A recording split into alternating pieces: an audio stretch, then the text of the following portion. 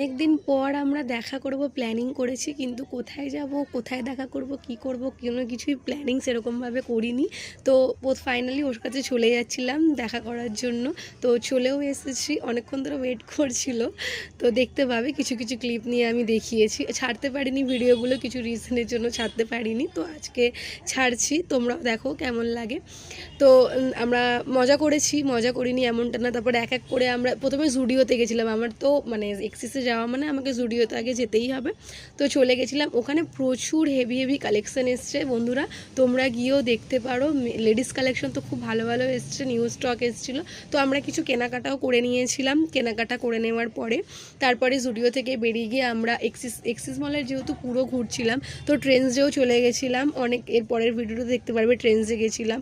তো সত্যিই ভাবিনি যে আমরা মানে এত সুন্দর করে দুজনে মিলে ঘুরবো, এটা আমরা মানে পুরো কল্পনার আমাদের বাইরে ছিল। তো আমরা দুজনের সাথে টাইম স্পেন্ড করে বেশ ভালোই লেগেছিলো আমাদের। আর এতদিনের